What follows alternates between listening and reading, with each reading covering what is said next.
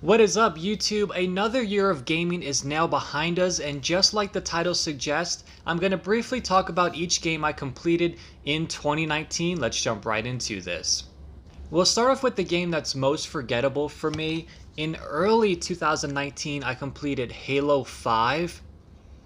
I forgot so much about this game. I had to look up other reviews, and even while watching those, I don't remember much from it. I do remember that I'm not enjoying the sort of graphics style that the Halo franchise is taking on.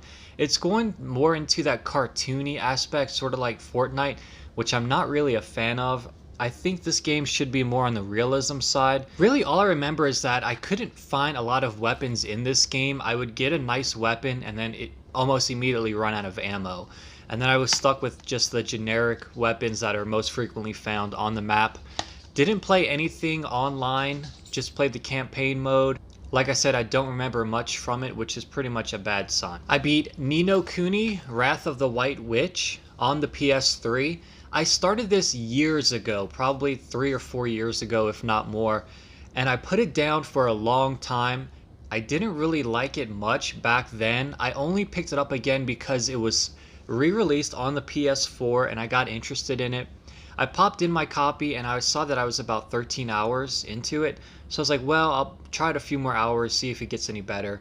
It really didn't get any better, but I kept playing through it because I was making good progress. The problem with this game is I'm not really sure what audience it's for. It's rated E for everyone, 10 and above, and I do feel like the animations, the storyline, that is made for a 10-year-old or an early teen. But the game is extremely difficult, and the way it's unbalanced is I'll destroy a boss battle and then immediately I'll get killed by just a random encounter 5 minutes later. So the game sort of lacks this balance.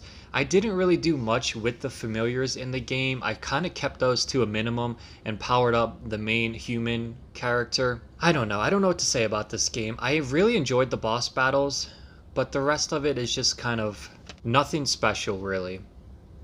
This game was only supposed to take me 40 hours, but it actually took me like 57 hours. I did a ton of grinding. I'm glad it's over. I would not play the second or a third in the series if that ever comes out, unless it's getting really good reviews. And even then, I'm trying to stay away from huge JRPGs. They're just so time consuming at this point. Next up, I beat Pokemon Let's Go Pikachu. This version has the Pokeball Plus.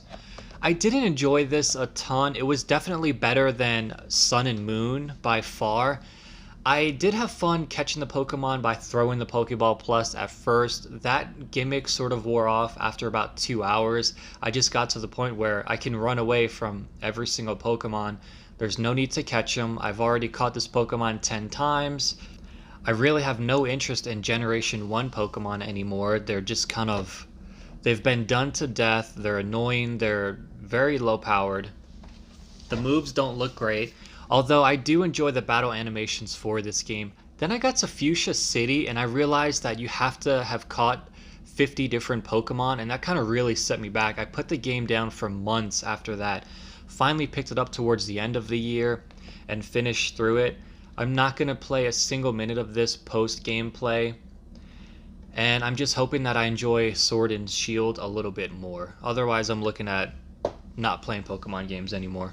Finally, my fourth game that I completed is Detroit Become Human.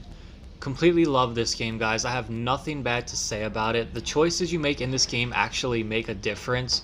One of my character arcs completely ended probably midway through the game based off the choices that I made. And I was kind of surprised about that. Some of these games where you kind of choose your own adventure, they pretty much walk you through the choices, and even if you make a bad choice, you'll still sort of rebound from that and continue on with the player's arc. But one of my characters just completely died off, and I was like, wow, what am I going to do now? I could probably play this game another 3 or 4 times and get a completely different experience after playing it. This could actually be a whole sci-fi series that would do well if they ever would take that to something like Netflix. I think this would do well. Super interesting story. I probably need to play that another 2 or 3 times, to be honest with you. When I finished it, I'm like, okay, I can just go look at all the choices and footage that I didn't choose off YouTube. But then I was like, well, I might need to play this again in a few months, which I may do. So that was all the games I completed in 2019, guys. If you've beaten any of these, leave a comment below. Let me know what you think. I'll see you next time.